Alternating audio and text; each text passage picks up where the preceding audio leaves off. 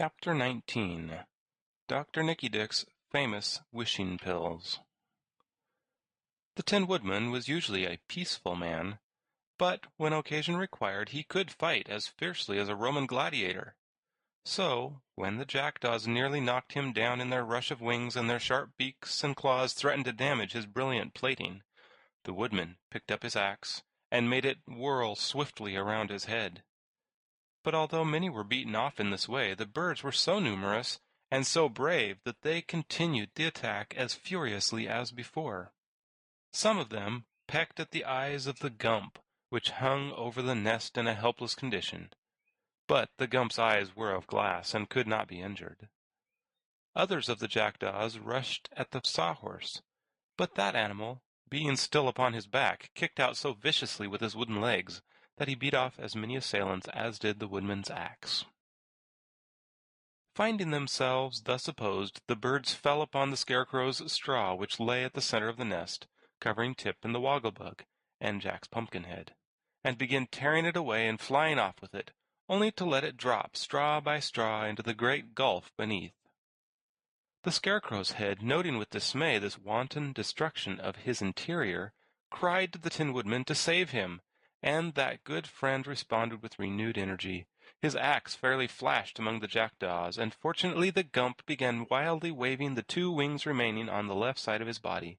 The flutter of these great wings filled the jackdaws with terror, and when the gump, by its exertions, freed itself from the peg of rock on which it held, and sank flopping onto the nest, the alarm of the birds knew no bounds, and they fled screaming over the mountains.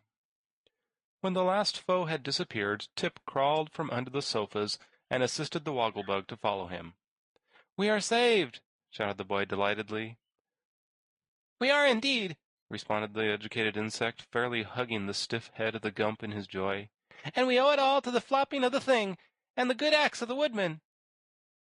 "If I am saved, get me out of here!" cried Jack, whose head was still beneath the sofas, and Tip managed to roll the pumpkin out and place it upon its neck again. He also set the sawhorse upright and said to it, "We owe you many thanks for the gallant fight you made." "I really think we have escaped very nicely," remarked the Tin Woodman in a tone of pride. "Not so," exclaimed a hollow voice. At this they all turned in surprise to look at the scarecrow's head, which lay at the back of the nest.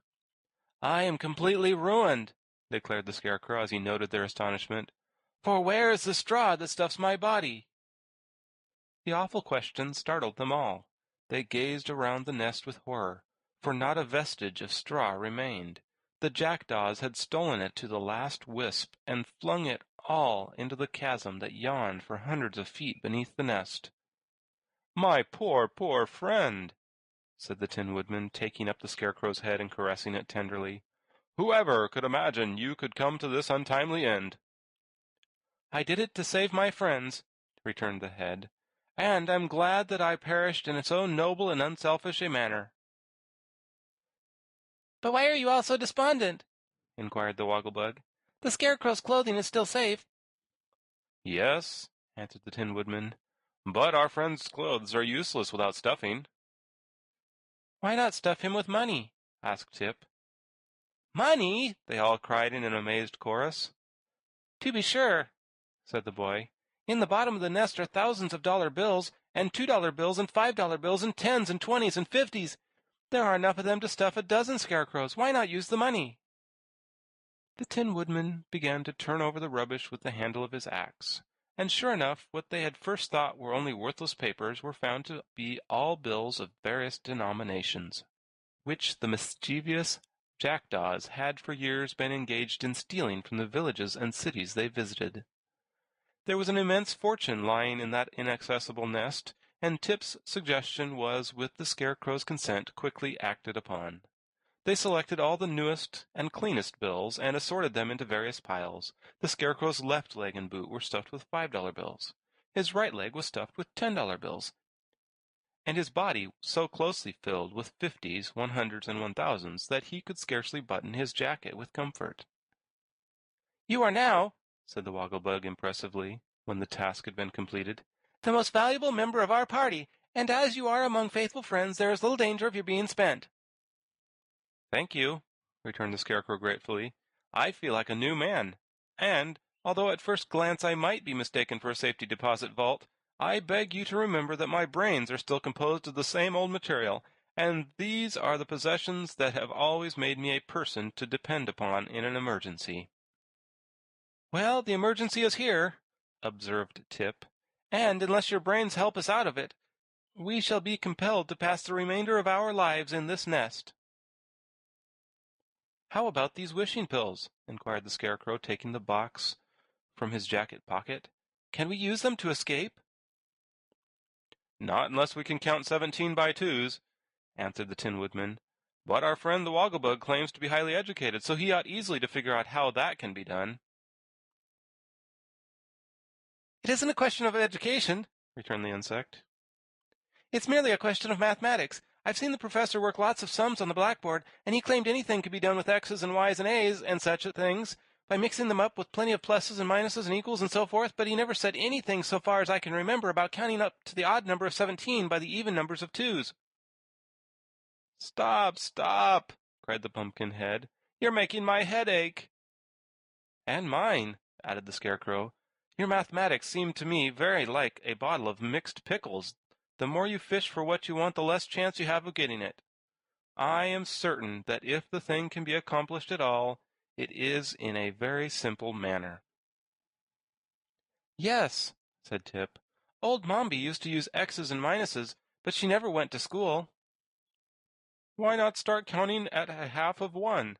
Asked the Sawhorse abruptly. Then anyone can count up to 17 by 2s very easily.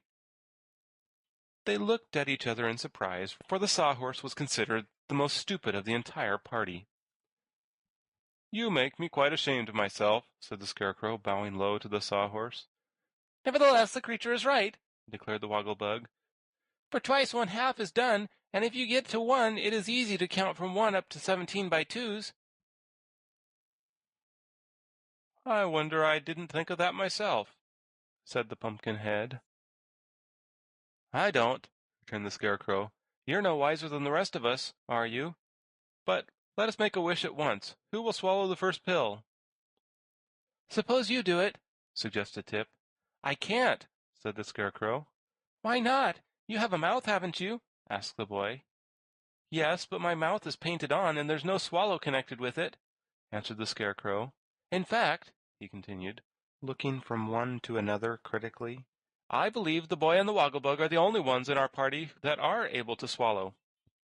Observing the truth of this remark, Tip said, Then I will undertake to make the first wish. Give me one of the silver pills.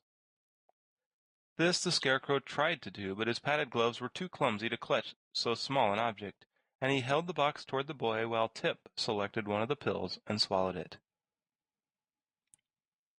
Count! cried the Scarecrow. 1/2, 1, 3, 5, 7, 9, 11, counted Tip. 13, 15, 17. Now wish, said the Tin Woodman anxiously. But just then the boy began to suffer such fearful pains that he became alarmed. The pill has poisoned me, he gasped.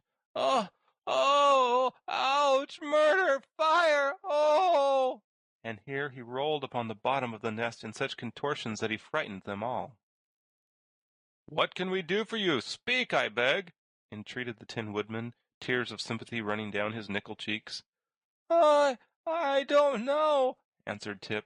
Oh, I wish I'd never swallowed that pill.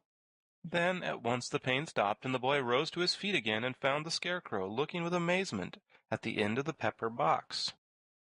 What's happened? asked the boy, a little ashamed of his recent exhibition. Why, the 3 pills are in the box again, said the Scarecrow. Of course they are, the Wogglebug declared.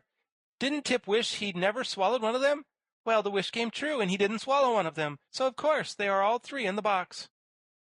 That may be, but the pill gave me a dreadful pain just the same, said the boy. Impossible, declared the Wogglebug. If you never swallowed it, the pill cannot have given you pain, and as your wish, being granted, proves you did not swallow the pill, it is also plain that you suffered no pain. Then it was a splendid imitation of pain, retorted Tip angrily. Suppose you try the next pill yourself. We've wasted one wish already. Oh, no, we haven't, protested the Scarecrow. "Here are still 3 pills in the box, and each pill is good for a witch." "Now you're making my head ache," said Tip. "I can't understand the thing at all, but I won't take another pill, I promise you."